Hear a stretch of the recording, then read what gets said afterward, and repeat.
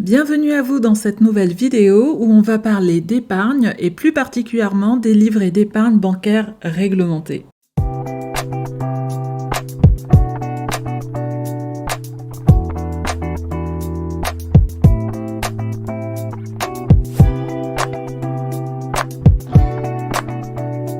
Hello hello, bonjour à tous et bienvenue dans le journal financier du Newbie, je m'appelle Val et j'ai créé cette chaîne dans le but de documenter mon parcours vers l'atteinte de mes objectifs financiers. Donc ici la conversation tourne autour de l'argent, je parle de budget, d'épargne, d'investissement. Si ce genre de sujet vous intéresse, je vous invite à vous abonner à la chaîne et à regarder la suite de cette vidéo. Et avant de rentrer dans le vif du sujet, je voudrais prendre un petit peu de temps pour dire merci et bienvenue aux nouveaux abonnés sur la chaîne. Ma dernière vidéo où je parlais des 20 choses que je n'achète pas a eu beaucoup de succès, c'était totalement inattendu. Et mon compteur d'abonnés a explosé et aujourd'hui nous sommes à plus de 800 sur la chaîne. Et donc, je voulais vous dire merci aux nouveaux arrivants, mais également aux plus anciens abonnés. Un grand merci à vous de suivre mon aventure financière. Je vous avoue que grâce à vous, je me sens un peu moins seule dans ce parcours. Et j'espère que vous continuerez de trouver mon contenu intéressant et instructif. Et donc aujourd'hui, comme je le disais, on se retrouve pour parler d'épargne et on va parler plus spécifiquement des livrets d'épargne réglementés qui sont le livret A, le LDDS ou livret de développement durable et solidaire. On va également parler du LEP qui est le livret d'épargne populaire et du livret jeune.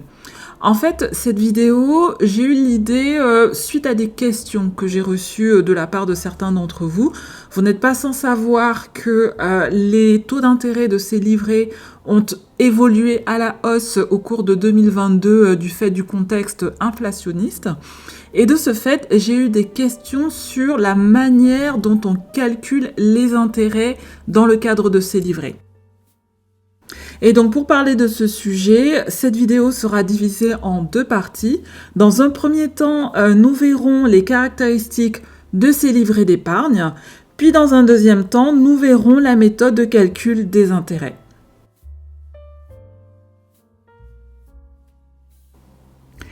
Avant de parler plus en détail des caractéristiques de ces différents livrets, replaçons-les un petit peu dans leur contexte. En fait, ils font partie de ce que l'on appelle l'épargne réglementée, c'est-à-dire tous ces placements financiers dont tout ou partie des conditions de fonctionnement sont régies par l'État.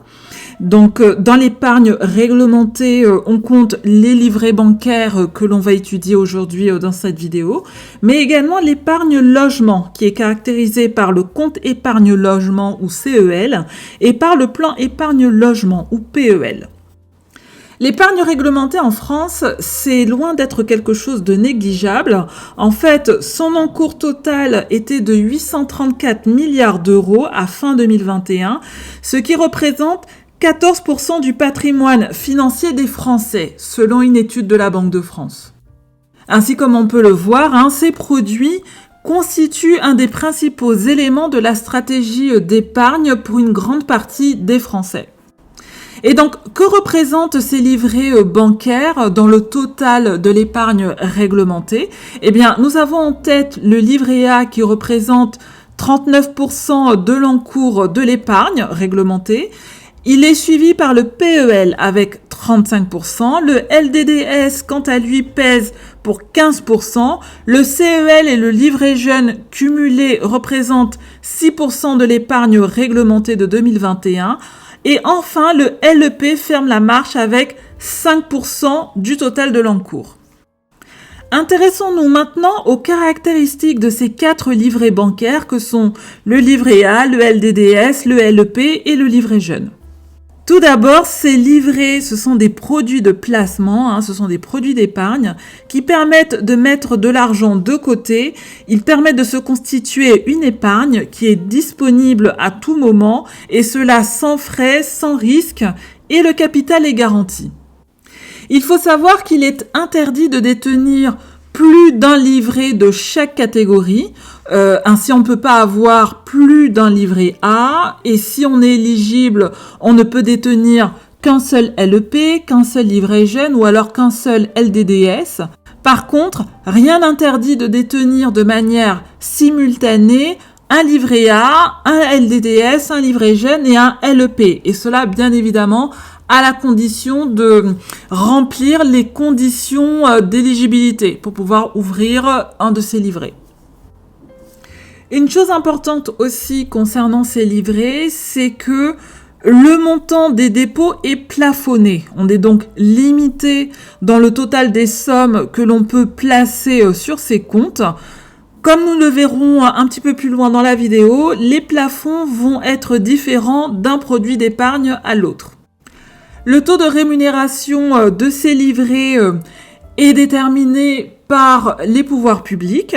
En ce qui concerne le livret A, le taux de rémunération est calculé 2 fois par an par la Banque de France, à savoir le 15 janvier et le 15 juillet, et avec une date d'application, une date d'entrée en vigueur au 1er février et au 1er août. Le taux du livret A est déterminé par application d'une formule mathématique qui tient compte de l'évolution des taux d'intérêt à court terme ainsi que de l'inflation, avec un taux plancher de 0,5%. Cela veut dire que le taux du livret A ne peut pas être inférieur à 0,5%. Et les taux des autres livrets réglementés sont fixés par référence au taux du livret A. Les intérêts générés dans le cadre de ces livrets sont payés une fois par an, à savoir le 31 décembre. Toutefois, ils sont calculés par quinzaine. C'est vraiment une particularité importante de ces livrets, comme nous le verrons plus en détail dans la deuxième partie de cette vidéo. Et les intérêts perçus sur ces placements sont totalement exonérés d'impôts sur le revenu et de prélèvements sociaux.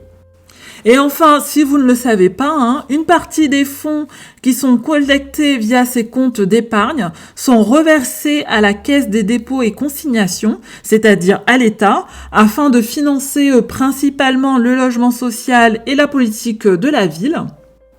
Et l'autre partie de cette épargne sert au financement des PME, au financement de la transition énergétique et de l'économie sociale et solidaire. Voilà donc pour les caractéristiques générales de ces produits d'épargne. Et dans le tableau qui s'affiche, on a le détail des caractéristiques de chacun de ces livrets. N'hésitez pas à aller consulter les liens que j'ai mis en description de cette vidéo et qui complètent cette présentation. Cela vous permettra ainsi de choisir le livret qui serait le plus adapté à votre profil. Et maintenant, passons à la deuxième partie de cette vidéo où on va faire un peu de maths, vu que l'on va aborder le calcul des intérêts dans le cadre de ces livrets. Comme indiqué précédemment, les intérêts sur ces comptes sur livret sont certes annuels, mais ils sont calculés par quinzaine civile entière. Et ensuite, les intérêts acquis au cours de l'année sont crédités sur le livret au 31 décembre. Ils sont donc capitalisés, c'est-à-dire qu'ils s'ajoutent aux sommes qui ont été déposées pour produire à leur tour des intérêts à compter du 1er janvier de l'année suivante. Concrètement, comment se fait le calcul des intérêts par quinzaine ? Eh bien, en fait, on prend en compte le montant du livret à chaque début de quinzaine, c'est-à-dire le 1er ou le 16 du mois. Puis, les intérêts créditeurs sont calculés selon la formule suivante. On prend donc le solde du livret multiplié par le taux d'intérêt divisé par 24. 24 qui correspond aux 24 quinzaines que nous avons dans une année, vu qu'on a 2 quinzaines par mois et 12 mois dans l'année. Ce qu'il faut savoir, c'est que les versements produisent des intérêts uniquement à compter du premier jour de la quinzaine suivant le dépôt. Ça veut dire que, par exemple, si on fait un dépôt entre le 1er et le 15 du mois, sa date de valeur sera le 16 et donc il va commencer à générer des intérêts à compter de cette date. Et si le dépôt est effectué entre le 16 et la fin du mois, la date de valeur sera le 1er du mois suivant. Concernant les retraits, c'est la logique inverse qui s'applique. Dans ce cas, ce qu'on va observer, c'est que les sommes retirées cessent de produire des intérêts à compter du premier jour de la quinzaine, au cours de laquelle intervient le retrait. Concrètement, qu'est-ce que ça veut dire? Ça veut dire que un retrait qui est effectué entre le 1er et le 15 aura une date de valeur au 30 ou au 31 du mois précédent. Et pour un retrait qui est effectué entre le 16 et la fin du mois, la date de valeur sera le 15 du même mois. Et donc, pour pouvoir optimiser la rémunération sur ces comptes, il est souvent recommandé d'effectuer les versements le 31 ou le 15 de chaque mois et de retirer son argent le 16 ou le 1er du mois. Voilà donc pour ce qui est du principe du calcul à la quinzaine.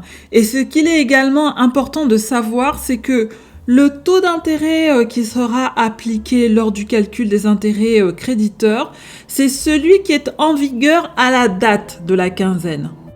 Pour mieux comprendre, prenons l'exemple du LEP. Nous savons qu'au 1er janvier 2022, le taux de ce livret était de 1%. Ensuite, il est passé à 2,2% au 1er février et depuis le 1er août, ce taux de rémunération a été établi à 4,6%. Cela signifie qu'en 2022, le taux moyen du LEP est de 3,1%, ce qui correspond à un mois rémunéré à 1%, plus 6 mois rémunérés à 2,2% et 5 mois rémunérés à 4,6%. En d'autres termes, cela signifie que si vous avez 1 000 € qui sont placés sur un LEP du 1er janvier au 31 décembre 2022, vous aurez gagné 31 € d'intérêt et non 46 € comme on pourrait le penser de prime abord.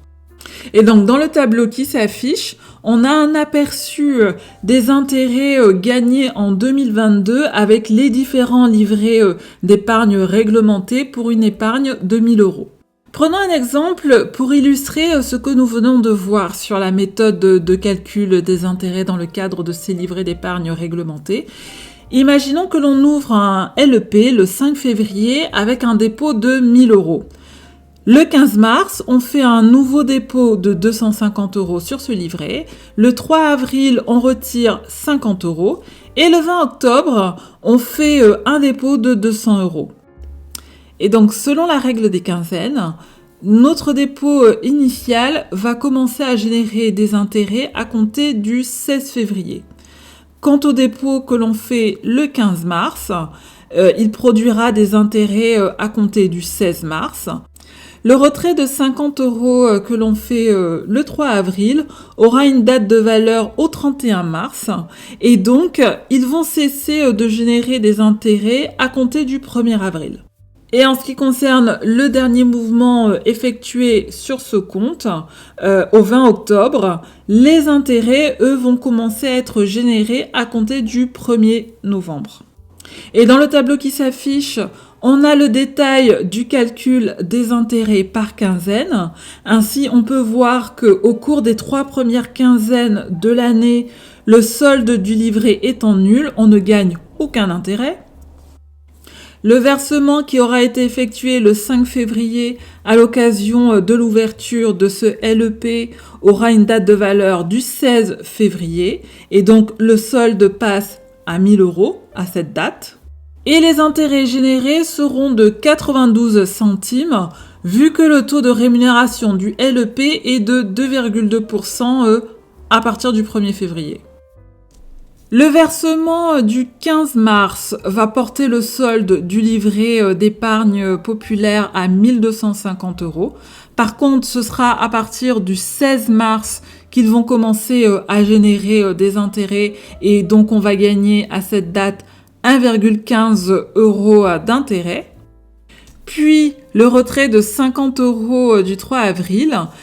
Comme il a une date de valeur au 31 mars, le solde du livret A au 1er avril pour le calcul des intérêts sera de 1 200 €.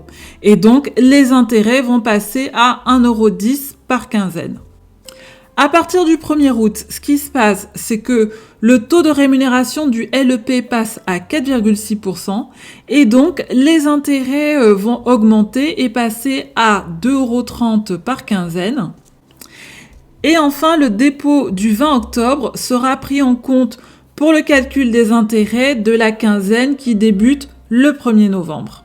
Et donc au final, avec cet exemple, en 2022, on aura gagné en totalité 36,31 € d'intérêt.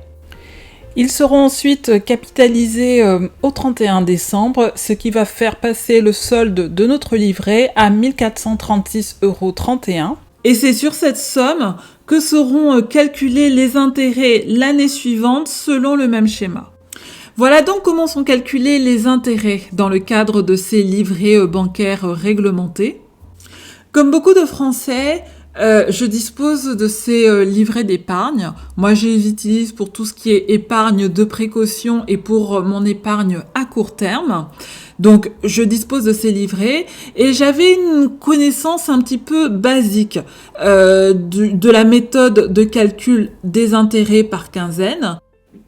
Et en fait, le fait de préparer cette vidéo m'a permis de comprendre un petit peu plus cette méthode, d'approfondir mes connaissances à ce niveau.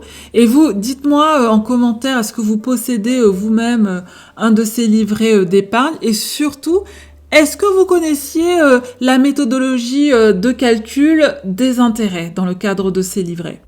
Si vous avez apprécié cette vidéo, n'hésitez pas à la liker. Si vous appréciez mon contenu et que vous souhaitez en savoir plus et notamment que vous souhaitez être informé du moment où je poste une nouvelle vidéo, n'hésitez pas à vous abonner et à activer la cloche des notifications.